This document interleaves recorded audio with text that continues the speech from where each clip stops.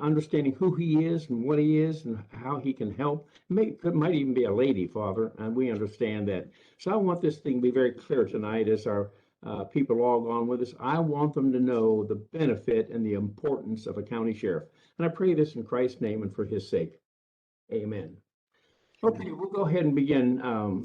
Dennis, I wanted to start off by saying that there are actually three conservative county sheriffs that I have known and been aware of over the years. And one of them is, in fact, Joe Arpaio. I told you that we had an opportunity to meet him several years ago when Janet and I were out in Phoenix. So there's Joe Arpaio, who was in Maricopa County in Arizona. And then there was Sheriff Richard Mack. And I sent out last night a sheriff's handbook. And when I first saw that, Dennis, I was wondering whether or not that was something that every sheriff had and every sheriff got to see. But I think that was actually a handbook that a group associated with Richard Mack had put together in order to train sheriffs on what their responsibilities are. And the third one was Sheriff David Clark. He's a black sheriff from Milwaukee County in Wisconsin. Great man. Now, what I'm saying here is that there are three conservative sheriffs that I know. There's Arpaio, Mack, and Clark, but there are two more on their way. And that is Dennis Ball from Perry County in Arkansas and Calvin Grogan who'll be in Pulaski County if, in fact, he's elected. And I want you to know that I support Calvin Grogan also. Well, let's go ahead and start, Dennis, with some questions for you to answer. And the first one I'd like for you to do is not a question. I just want you to tell us about yourself and your background as you head into the candidacy for county sheriff. Okay. Once again, my name's Dennis Ball, and I am a career police officer. I started in law enforcement when I was 18 years old as a cadet for the Little Rock Police Department. It was back in 1988. I was a cadet for 2 years and was promoted to officer in August of 1990. I attended the Arkansas Law Enforcement Training Academy, known as ALETA, for 2 months. I was an honor graduate academically from the academy. I've got to quit saying so much. That's all right. Okay. I was on Little Rock's first gang squad in the early 90s. I was also one of the first officers assigned to the River Market District where I had a privilege to work with Angie for a while. She was one of the business owners down at the River Market when it first started. I've been in a lot of different assignments and had a lot of different privileges that I've got a resume that I've passed out to some people. It's just really hard to put into summation 30 years of a wonderful job. I've worked presidential motorcades, executive protection with some of that. Been a driving instructor. I've worked on mounted patrol, worked as a foot officer, rode a bicycle. I've also, rode a horse in a lot of neighborhoods. 2002, I was promoted to sergeant and was fortunate enough to go back to the River Market and be a supervisor down there and be a supervisor of mounted patrol. A lot of things throughout the years that I've done. I've been honored to have been the recipient of a Civic Achievement Award as well as a Life Saving Award. 2012, I was promoted to lieutenant, and I've worked in patrol, worked as a headquarters lieutenant for some time, and then I retired in 2016. Upon retiring, I went to work for the Alcohol Beverage Control as a agent down for the Hot Springs, Perry County, and Garland County areas of as their ABC agent. And then just shortly after that, I kind of realized that I was a little old to be running the bars at 5 a.m. in the morning for enforcement. So I got an offer to come work for Pulaski Tech for the University of Arkansas system. And that's where I've been off and on since 2017. I did a short time with the Criminal Justice Institute, where I was their special projects coordinator and a curriculum specialist, and kind of worked with the behavioral health classes, and have there's an online course that I authored that it's being offered to officers across the state. It's a 2-hour online course for crisis intervention for law enforcement, dealing with behavioral health, Act 423. I've worked with the CART teams, helping to provide or schedule and training for them. A CART team is a child abduction response team. Arkansas is the first state in the United States to have a statewide certified CART team they're all headquartered out of the Arkansas State Police headquarters across the state. So for missing or endangered children or persons, these teams can be activated rather rapidly with more resources than I can even begin to tell you.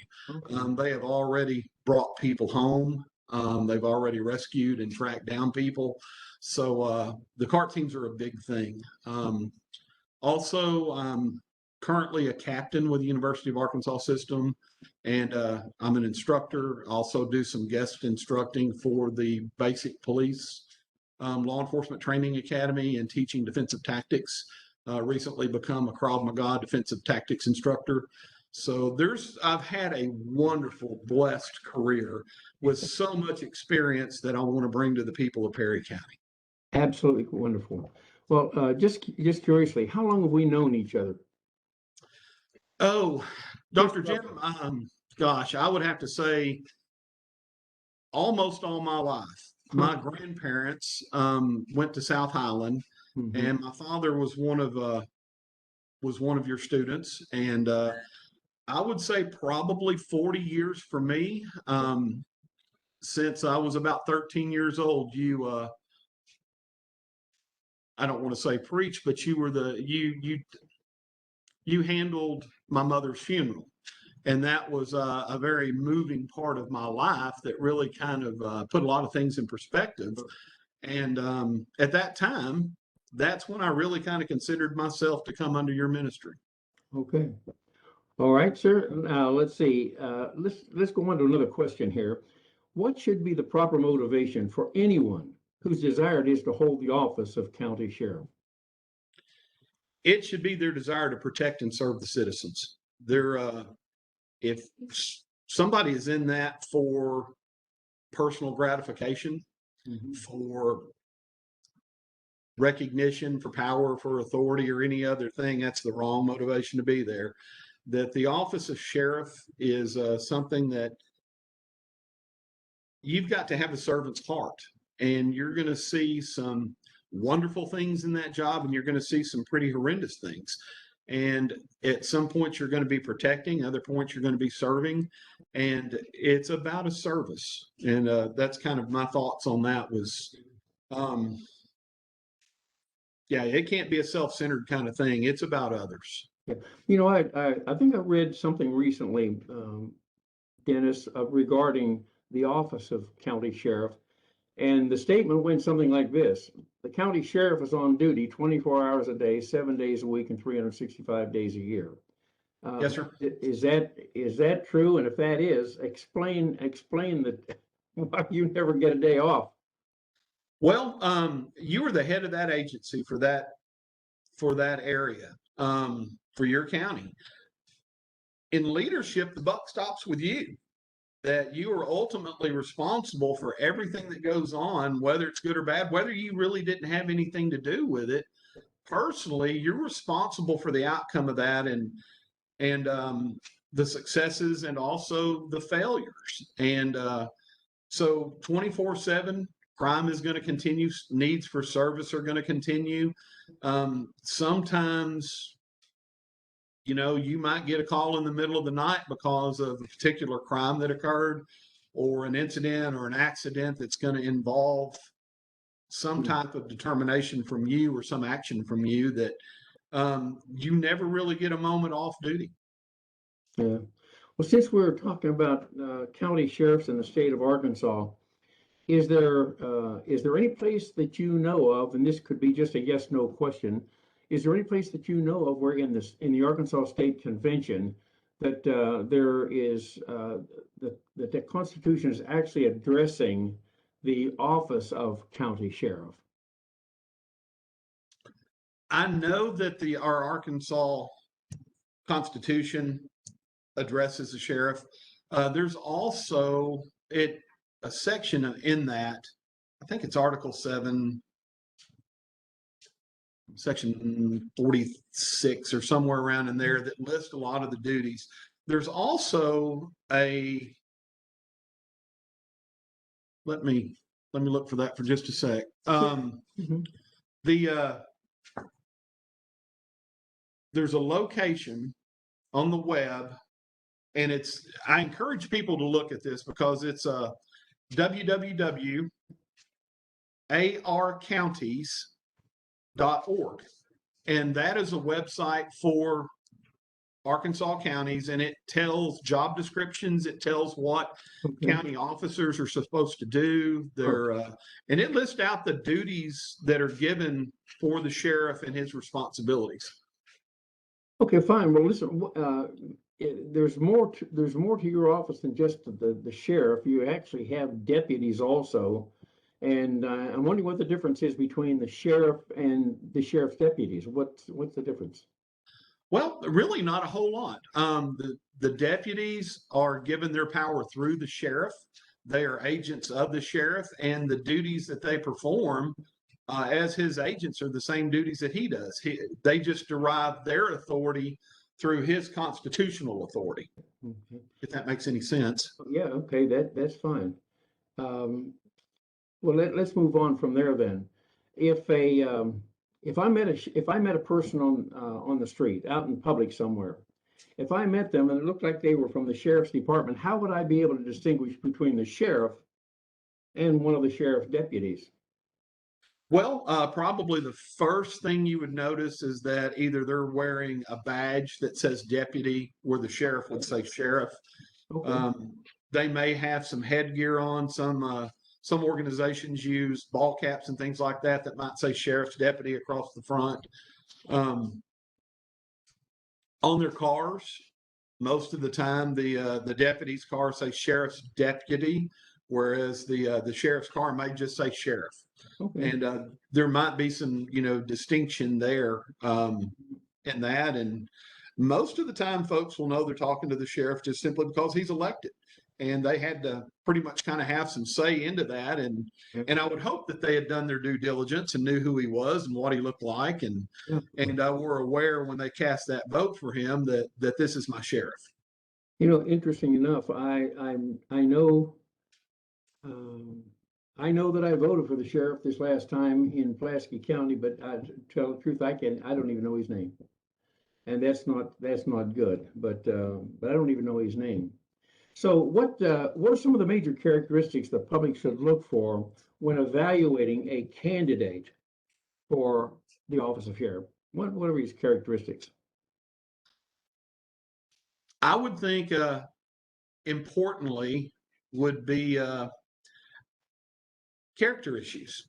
Is he honest? Is he truthful? Or she? It could be he or she. Can you believe what they say? Are they competent? Are they able to do the job? Are they available? Do they have the experience to do the job? Are they qualified for it? Mm-hmm. Anything along those lines that you would feel comfortable with. Usually I tell people in defensive tactics classes that if something feels strange or doesn't feel right, it's probably not. And to go with those instincts and gut feelings that are based on years of experience here on planet Earth, that you pick up a vibe off of somebody or you talk to someone and you feel something isn't right, you should look into that. Mm-hmm. And trust your instincts on that. But going forward into the election, I challenge people to do their homework and know who their candidates are and know what they stand for, know what their reputation is, know what they're capable of, know their strengths, know their weaknesses, and make the best determination for the sheriff you think that is going to do the constitutional job that he's been tasked to do. Okay, let me back up for just a moment. Are you a born again Christian? Yes, sir. And of course, this is not a campaign for you, and but I would like for our folks to know who you are, because they see you online, they see you and Dawn online. You are married, aren't you? I am, yes, sir. Dawn, Go ahead. No, go ahead. I just said Dawn and I have been married for 20 years. Yeah, and who married you? Well, I got a special, kind of almost a sidewalk thing, and you did, sir. That was quite a good time. Okay. Well, okay. So you're a born again Christian. Another thing I think that people would benefit from. Are you doctrinally oriented? Absolutely, yes, sir. Yes, sir. Okay, and that's been for many years. Just for the fun of it, uh, your father was very doctrinally oriented. Where did you start to get your first doctrine, Dennis? Well, this is a family story, and our family time was not sports or anything like that. Our family time was riding around in the car listening to tapes from Colonel Theme and Dr. Jim. And so I grew up in the back seat of a Ford Escort, driving around country roads with mom driving and dad working the stereo, and we listened to probably 2 or 3 tapes a night just driving around, drinking a milkshake or eating a candy bar. That probably explains my diabetes now, but we spent a lot of time in the car. Yes. Driving around listening to tapes as a family and discussions. And as a young man, as I talked about earlier, my mother was taken home from a car wreck. And so as a young man, I spent a lot of one-on-one time with my dad. Yes. And he became the sounding board for all types of questions. And he was my father was a gentleman, and he was also probably one of the smartest self-taught people I've ever met. Mm-hmm. So the discussions that my father and I had over the years over doctrinal topics are a very, very foundational part of my life. Mm-hmm. And your father, yes, I'm thinking back now. Even your grandfather and your grandmother, if I remember correctly, when I first went to South Highland, I think I met them lived right around the corner from the church, if that was correct. Yes, sir. Okay, it'd been a long time ago. Okay, listen, another thought that just came to me. If you're a county sheriff, is there ever a time when you are out of uniform? Oh, absolutely. Okay. Absolutely. No, go ahead. Oh, it just, as you said, that you're on duty 24/7. Mm-hmm. If something were to happen and I'd have to leave the house very quickly, that, it might be a shirt and jeans and boots, depending on what the task might be. Primary as the chief law enforcement officer of the county, most of my duties and tasks will be administrative, running the department, setting policies, budgeting, working for the benefit of the department, and the deputies will be the ones that will bear the brunt of the actual workload. Okay. And so working in the office, my attire might be, depending on if I'm speaking to a group, whether I'm going before the quorum court. Some sheriffs wear kind of a polo shirt with tactical pants or something like that. I've known administrators to dress in full suits. I've known other sheriffs to wear the uniform that the deputies wear. Mm-hmm. I think for me, it will probably end up being task oriented. That if there's a chance I'll probably be going out on the road to answer calls with the deputies, I'll probably wear a regular uniform. Meeting with the quorum court and other organizations, I think just from the respect part of that probably requires me to dress up a little bit. It just really kind of depends on the circumstances. Yeah. If a sheriff is not quote unquote on duty 8 to 5 or that kind of thing. And he's out in public. Does he open carry? You know, that's a good question. I think it depends on a lot of different people. You're able to open carry. I've always been one to conceal. When I worked at Little Rock, our policy for off duty, if you weren't on duty, then you were out in the public, it was recommended that you be armed and have your credentials with you, but to carry in such a way as not to cause alarm or, create some type of a disturbance or some type where somebody might be concerned with there's a man with a gun. In recent years, the open carry and concealed carry has kind of dimmed that down a little bit to where a person with a gun in public doesn't seem to be that big of a thing anymore. Old habits die hard, and I'm still a person that I don't like to carry openly. I'm one that still kind of goes to a concealed point. Well, you mentioned that to me one time also. Like if I were going to go one way or another, you told me that you preferred the concealed carry, and you gave me a reason why. If I were to ask you that question now, why would I rather be concealed rather than open carry? You sure wouldn't want to give up an advantage of them not knowing that you're armed and able to defend yourself. Okay. So, that's kind of just having that in reserve, and you can choose whether or not you need to involve yourself into something, or if you can just stand by and just kind of observe what's happening. But my preference is to be concealed.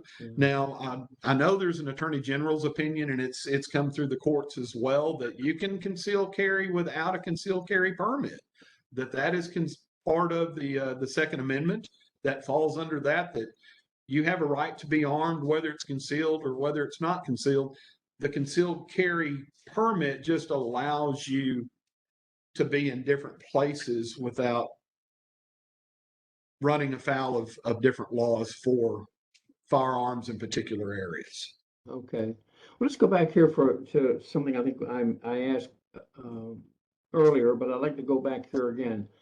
Let's talk about some of the major characteristics that the public should look for when evaluating a candidate for office of sheriff. For example, in Pulaski County, we know that Calvin Grogan is running for office. And if I were to meet him on the street, what am I looking for in him that would be to my advantage to know? For Calvin or any candidate, you're going to want to look for integrity, because that is you're dealing with.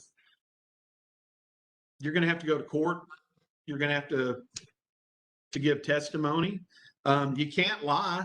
Part of the whole basis of being a policeman is telling the truth, and sometimes that truth is not an easy one to share, because it's hard to tell the truth about some things. People don't like to hear it, but the integrity part of it is just, I can't say enough about that. You have to be able to keep your word. You have to be able to tell the truth. Sometimes people really don't like hearing, as you well know, they don't like to hear the truth. And you can't deny the truth in certain situations out and about. People need to hear exactly what needs to be said that's truthful. For that position too, you're going to want to know that person's competent, that they can handle all the things that the job calls for, like in the Arkansas County's description. The sheriff's responsible for running a jail. The sheriff is responsible for keeping the peace. He's the chief law enforcement officer, so he has duties administratively to work through the budget, to provide logistically for the department. He's responsible for training. He's responsible for keeping his deputies in compliance with CLEST, which is the Commission on Law Enforcement Standards and Training. He's responsible for the fleet, for cars, for transportation, for safety weapons and safety items. He's responsible for the courts. He's responsible for providing security for the courts and calling and transporting and dealing with the jail and detention. There's a lot of different areas that the sheriff does more than just patrol.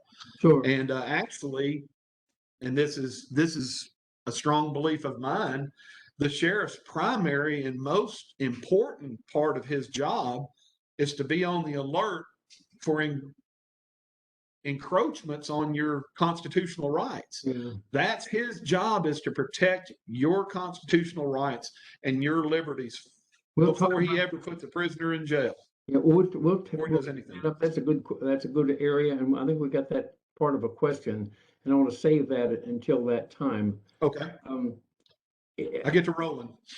yeah, so if I'm supposed to know these kind of things about a candidate for sheriff, and I've never met that person, how do I go about go about getting to know you? How do I go about getting to know Calvin? What do I do? I want to make sure my vote is correct. So how do I know about that? Due diligence, investigate, ask questions, ask him why he thinks that he's qualified to be your sheriff. Okay. What experiences have you had that you can bring forward? What assets? What do you have in your bag that you can put to work for the people of that county? Sure. Calvin has a lot of different experiences, and I know that I do. And also the team that the sheriff will be able to pull together, because he's just one man. And then, there's several different things that he's responsible for. So recruitment, what's his plan for the deputies that are out there answering the calls? What's his plan for the financial well-being of the organization? Just where are you going to take us? Everybody has a different view and a different roadmap and what they're trying to accomplish. How are you going to get us to where you're wanting to go? Sure. Well, are there any guidelines for executing the office of sheriff, and are they the same in every county? That's a really good question. I think that there are guidelines that are set out. Most of those can be found in the arcounties.org. Okay. On their they line out a lot of what it depends too on what on how the county itself's kind of set up to work. Some counties have a separate tax collector that does those duties of just tax collection. I think Pulaski County is one of them, and the duties from sheriff and tax collector have been separated.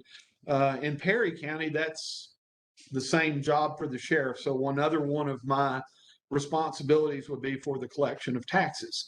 And I know that's a whole other group of people and a whole other office that handles that, but the sheriff is ultimately responsible for that job. And that's something that's kind of lined out by the quorum court. And they're another group of people that's a constitutionally sanctioned, authorized group of folks, which are totally representatives of their elected representatives from the communities. Well, let's go on to the next question then. How's the salary of a county sheriff determined? There's a state law that kind of puts it together. It's from the quorum courts. They kind of determine, but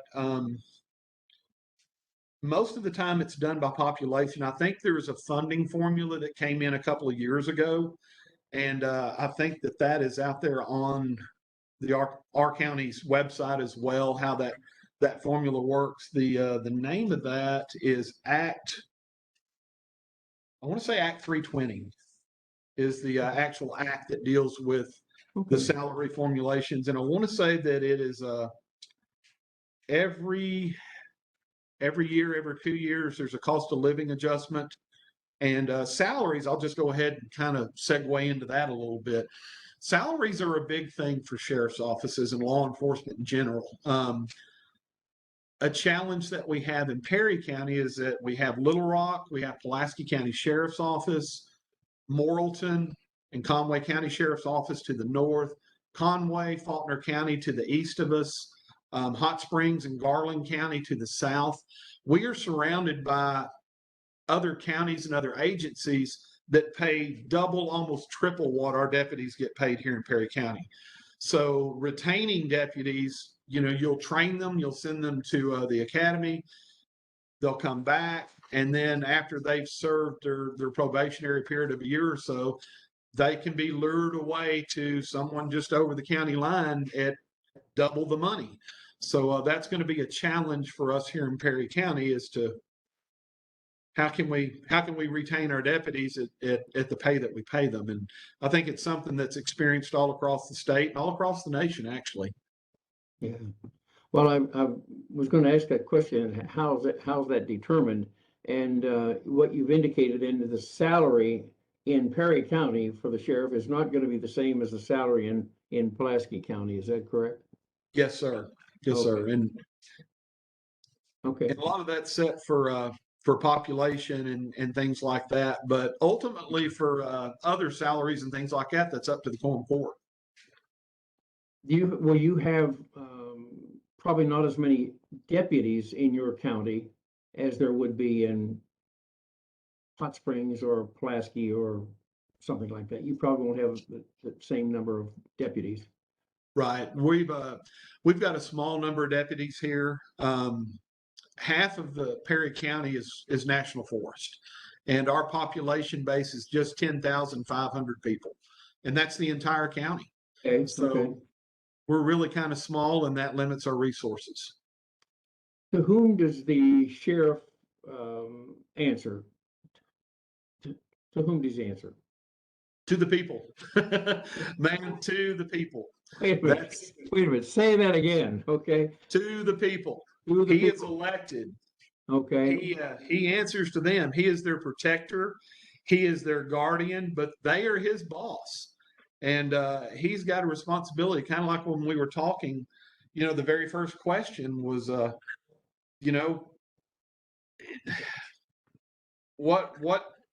what is the primary job that they do is what should be their attitude.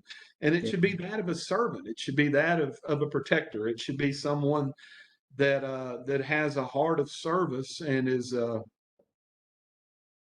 has those kind of feelings and focus on the people. Yeah. Well, when you talk about to whom does the sheriff answer, this is one of the reasons why I wanted to do this tonight, because we're getting down now to some questions where I think really are the meat of what I was intending to do and want our people to understand.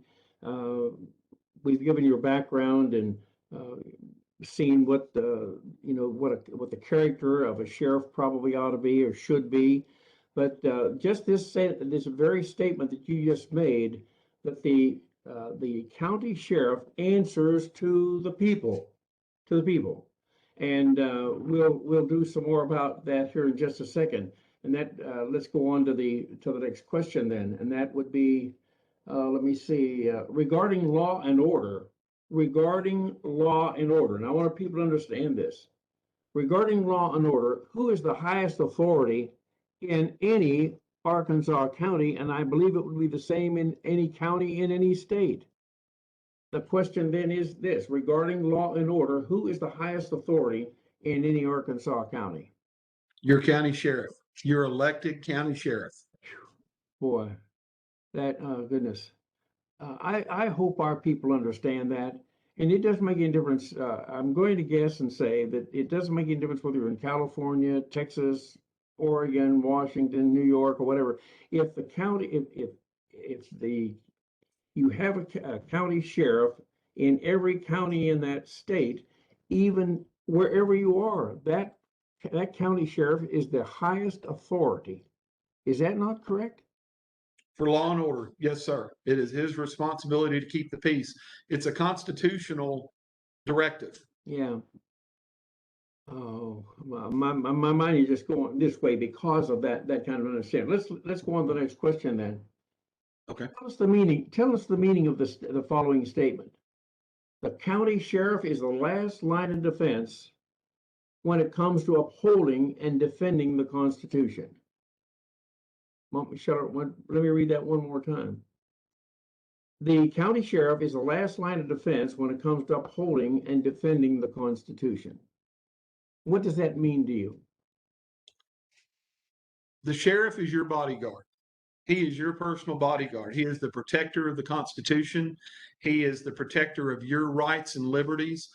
And that is one of the things that I have held dear and have understood since being a small child is the concept of freedom and liberty and the pursuit of happiness. And, you know, this culmination of all of these unalienable God-given rights, just even factoring into why we're here biblically. Why does mankind exist? And it's volition and free will. And the plan of God can't be accomplished unless humans can exhibit their free will. And governments they're God ordained. It's an institution. It's a divine institution. And we have, and I say we as sheriffs, we have the responsibility to protect that. That is one of the oldest forms of law enforcement in this county or this country. And the last form is going to be when they come to you personally to enforce whatever they have tried to enforce, that the sheriff is the last one that keeps them from crossing into the county line. And the ability of the sheriff to protect you and to be vigilant and know what's coming. There's a lot of different ways that he can protect you. Is Joe Biden or somebody going to come marching down Main Street of Perry County and take an unconstitutional act? Probably not. But he will send agents or other people to do that kind of bidding. And it's the sheriff that can put the brakes on that. It's the sheriff that can tell other law enforcement agencies to get out, to do something else. It's the sheriff, if they say you're going to enforce this law, the sheriff can go, no, I'm not, and take an act that the term is called nullification, that we'll just make this null and void because I'm not going to enforce that. And I'm not going to allow anybody else in here to do that either. It's a violation. But also while doing that, the sheriff will be able to contest that. You know, it's not going to be something that he's going to be standing alone on. He has resources, and there's going to be appeals, and there's going to be injunctions filed and different things like that. But the person that's going to give that order to go and open a door or go onto someone's property, or the sheriff can put the brakes to that. Also, you know, something to think about too is the sheriff has the ability to deputize, and that's take ordinary citizens that meet qualifications and turn them into agents of the sheriff's office. So there's a lot of different actions that the sheriff can take depending on situations. And we're talking kind of extremes here, but your sheriff and his ability, his attention, and understanding what his responsibilities are as sheriff are the most important things that you can have in a county. It's up to him to make sure your liberties are intact. It's up to him to ensure that his deputies don't violate your civil liberties, the rights that you're afforded by the Constitution. And there's a lot of training that goes into that. I've had a lot of training into that, and I've actually had the privilege of setting a precedent on a case that went before the appeals court here in Arkansas back in the early 90s on a case that I had. The suspect filed an appeal, and I was upheld by the Court of Appeals that my actions were lawful, legal, and constitutional. So knowing what you're supposed to do and how you're supposed to do it is a big thing. Okay, so you're saying that you're talking about the sheriff or the sheriff deputy. They need to know what their responsibility is and how to carry it out. Yes, Is sir. it not equally as important that the citizen within that county ought to understand that that's what the sheriff is there for to do? Yes, sir. Isn't that right? Yes, sir. So if we don't, Yes. if our people don't know the value of a county sheriff, they may find themselves in a circumstance where, say, the federal government or even a state government would be tyrannizing them, doing something that was unconstitutional. But if that person understood that what was happening to them was unconstitutional, they could call the county sheriff, and the sheriff would be able to handle that. Is that correct? Yes, sir. Yes, sir. Okay, see, this is the thing that I want our people to understand. So I'm going to go back and read that statement again. I ask you to tell us the meaning of the following statement, and that is the county sheriff is the last line of defense. Let me ask this. If it's the last line of defense, what other kind of defense might I rely on that I would not have to rely on the sheriff? For example, if something was happening on my property, I guess I could call the city police. And If you lived in the city, yes, sir. the city police would come in and they would take care of this. Or if they didn't take care of it, they might say, "Oh, no, no, no, that's perfectly okay. If I didn't think so, I could call the county sheriff, and the county sheriff would come." Is this not why we need a county sheriff who understands the Constitution? Absolutely so. Yes, sir. Seems to me as And though, you know, Go ahead. I was going to say, also the importance of that is not just for the citizens, the good citizens. The suspects also have constitutional rights that can't be violated. They're people too, even though they may be committing a crime or doing something else. They have rights, and they are people too. And you have to safeguard their rights to ensure that they're treated fairly, impartially, and unbiased. And it's up to the courts to decide their guilt. It's not me. I bring the charges. It's the courts and a jury of their peers, other citizens that hear this. I'm getting impassioned now, so bear with me. That's okay. I think people understand our whole system of government is set up on the citizens. We the people, we the people, we the people. We the people are the ones that hold the power. And I just can't harp on that enough. No, listen, I understand, but and again, Dennis, this is the thing that I want our people to understand. Maybe our people do, but the folks that are online with us on Facebook and WebEx. But the truth of the matter is that millions of people out here don't understand what we're talking about tonight, and I desperately want them to understand this. Let me go on to the next question here, and that is, Okay. there's an organization out here called CSPOA, and that's Constitutional Sheriff and Peace Officers Association.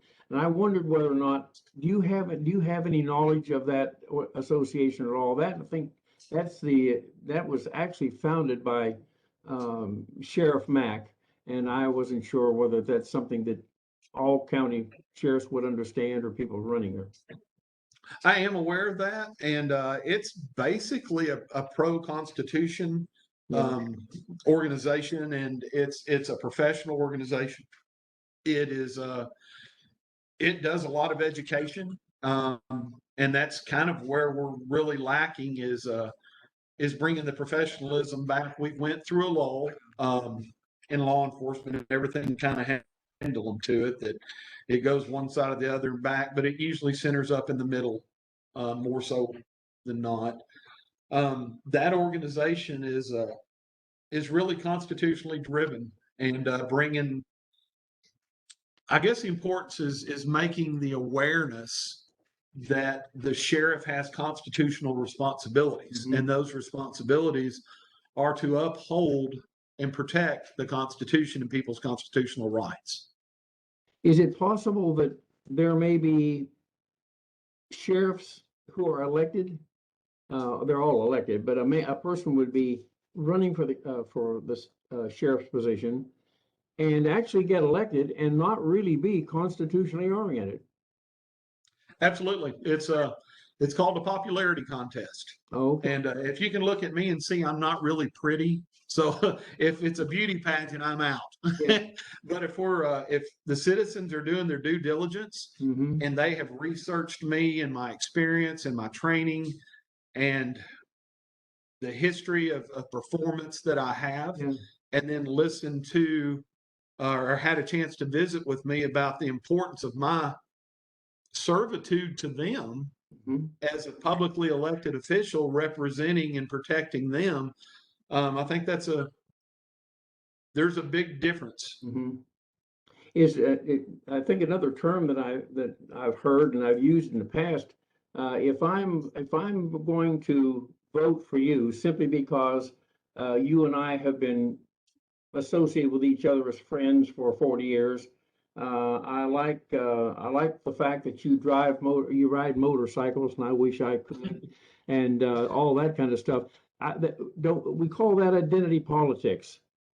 Identity politics. I'm identifying with you and who and what you are, something I like, and I'll vote for you. But you may be voting for someone who has no understanding of the Constitution or has an understanding that's fallacious. And when you need the sheriff, he's not going to stand with you because he's not qualified to do so, and he doesn't understand the issue. So, okay, well, let me ask you this: does an elected sheriff swear an oath of office upon becoming sheriff? Yes, sir. They do. Any law enforcement officer is going to swear an oath um, as a promise to uphold the laws and whatever that oath is. Military personnel, I took oath of office for the military when I joined the Navy when I was 18. I remember that, and once you swear that, you're not released from that in my mind. No. Promise is a promise, Yeah. and there is an oath that I've sworn several of them over the years. Oh, sure. No. Well, will the sheriff swear an oath to uphold the state constitution and the federal constitution? Yes, sir. Yes, sir. So if that's the case, then it's pretty mandatory that they actually understand the constitution they're swearing an oath to. Isn't that correct? That's right. What would happen then, Dennis? And this is just not one of the questions that I have written down here. It's just a thought that came to me. If a sheriff did not understand the Constitution and he failed to protect your rights in a particular area that were being damaged, what recourse does the citizen have? Because my concern is that I think that there are many sheriffs that don't understand the Constitution and are going to let some things slide that don't need to be let slide, where there's damage to the citizen. I believe that there are some measures lawfully that can be taken to address malfeasance or incompetency of the sheriff. Okay. I think there's some things that are in the Constitution for that. Also, if the actions are egregious enough to really have the citizenry up in arms over that a recall election can be conducted, and kind of like what Newstrom went through out in California a while back, that the citizens Yeah. can conduct a recall. So there are options to do that. Boy, you just hope you don't ever get into that type of situation that people will do what they're supposed to. Yeah. Well, if the federal or state government should pass gun control legislation, should the sheriff enforce that law or those laws in that county? If it's in violation of the Constitution, absolutely not. Good. And let me ask that question one more time. If the state or the federal government should enforce some sort of a law that would focus on gun control, would the sheriff have any responsibility in there in protecting that citizen who has that gun or whatever kind of weapons? Right. It's kind of like what we had mentioned earlier on when we were talking about the sheriff being the last line of defense. There's regulatory things that are put into effect that, for whatever reasons, you have to fill out a form to purchase a weapon, and that's not a restriction to having that gun. That's not stopping you from having the gun. There's laws that say that certain people, through mental defect and other reasons, criminal actions, are unable to possess weapons. So there's some things there that happen, but for you or I or anyone else that is not a felon or doesn't have mental defects or anything else that fits those categories, you know, the Second Amendment says really clear, it's what it shall not be infringed. Mhm. Shall not be Mhm. infringed. Yes. And you know, as a young man, I learned real quick, shall not means don't do it. Um, so yeah, I'm pretty solid on that. Yeah, okay. Pretty solid. Yeah. Well, I think here again, I think that our people, I want our people to understand this, and we need to have a sheriff that will actually uphold his responsibilities with all of the comments today about gun control coming from the federal government. Many of the state governments are saying that same thing. And if you, well, let me ask this question then, Dennis. Why in the world, why in the world was there um, information placed into the Constitution and or the Bill of Rights? Who are these guns that I'm the guns that I'm going to possess? Who am I defending myself against? Is this just for out there hunting or going bear hunting or something? What's the issue there?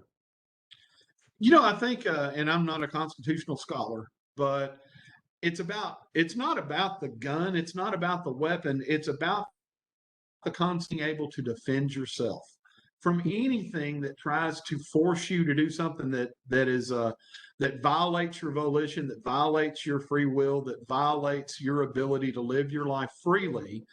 And it's not just a gun. There's laws against weapons of just any type. Mhm. But the Second Amendment, at the time that it was written, was about protecting yourself from a tyrannical government Well, there's, and protecting yourself. It's about defense. see, that's it. It was against the tyrannical government, isn't it? Yes, sir. Jeez, I mean, why? I want people to understand that. That's why we don't need our guns to be taken away from us. Okay. Well, Yeah. okay, let's ask this. Why is the sheriff elected to office while the police officer is hired? Well, because the police chief serves the municipality. He serves at the whim of the board of directors. If he angers them, they can send him down the road. If he tells the board of directors, "I'm sorry, I can't do that. That's unconstitutional," and they go, "You're fired." He's down the road, and those Mhm. people have done that. The sheriff, on the other hand, is elected by the people. He answers to the people, and you just can't fire him or send him down the road at whim. He serves the people, not a board, not a corporation, Yeah, not any other entity. He serves them, and that leaves some continuity there that you just can't put him out of office on a whim. I copied this last question here, last statement. I copied this from the internet. And it said, and I want to read it and then ask you maybe to comment on this as I stop. It says, I'm asking, is this paragraph true? I saw the paragraph, I read it, I wrote it down, and my question is anything in this paragraph not true, or is it all true? And Okay. here's where it starts. It says, while a sheriff and a police officer are both government officials that have many of the same duties, a county sheriff is elected by the people and works for we the people.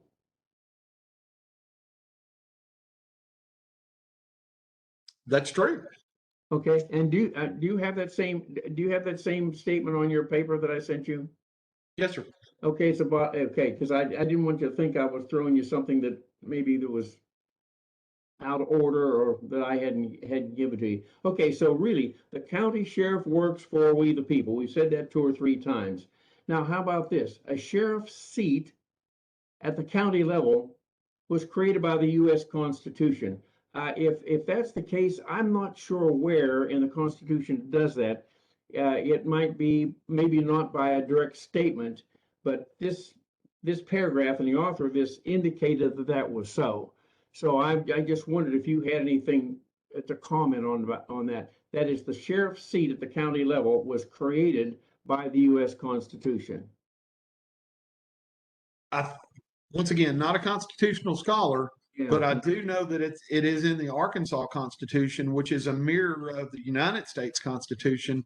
And then I think it goes back to separation of powers, that anything not given directly to the federal government is that is the subject of the states. So if that being the case, and our state puts it in that constitution, Yeah.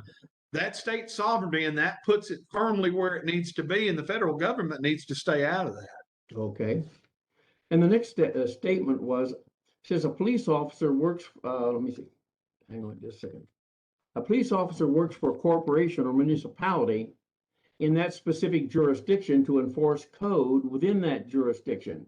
Is that correct? In other words, he's limited to that jurisdiction.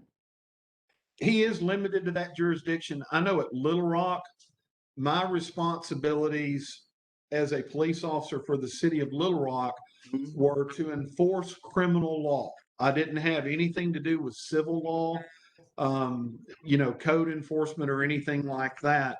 Mine was to deal specifically with civil or with criminal law. The sheriff's deputy, on the other hand, has jurisdiction for everything. He's an agent of the sheriff and shares the same powers as the sheriff as that agent. So there is a difference, but constitutionally, a municipal police officer has a responsibility to protect and uphold your rights. He takes an oath to that. I took an oath to that. So your constitutional rights, man, that's supposed to be protected all across the board. That is the most important thing. And I think as a society, we have forgotten that we individually are sovereign. We are our own people. We're inviolable. You can't violate us. Sure. And our country was founded that way. I think over the years we've kind of watered it down. But I get it. I know where we're supposed to be. Okay, so the jurisdiction of a police officer is generally within the municipality, but as a county sheriff, do you have jurisdiction outside of the city and even within the city? I do. I would have jurisdiction anywhere in that county. A lot of times, there are statements of agreement and things like that, and the sheriff can go about doing his thing. But say, for instance, Perryville, who has it's incorporated, it has its own police department. They have police officers that handle the Perryville stuff. If we're needed to help, we would go and help. There's a cooperation and a letter of agreement there, I'm sure, that spells out services and expectations and things of that. But the sheriff is responsible for all of the other unincorporated or unprotected areas of the county. Mm-hmm. Well, this last statement here is a part of this overall paragraph that I had. It says, while upholding the rule of law for the government, the sheriff also has the ability to uphold the constitutional rights of the people to protect them from government overreach on local, state, and federal level. Is that a good statement? Absolutely. Because if they start saying you will, and it's not constitutional and it violates your rights and takes away your due process and just starts to run amok and all over you, the sheriff can say, no, we're not going to do that.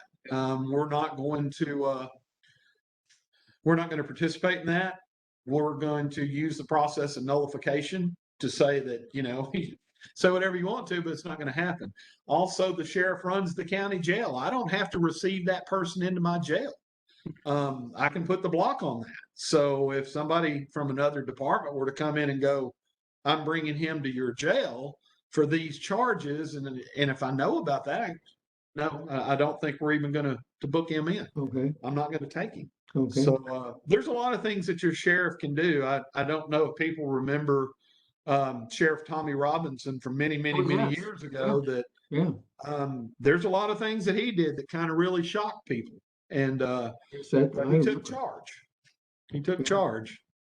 Okay, well, believe it or not, we're only 30 seconds right now short of an hour.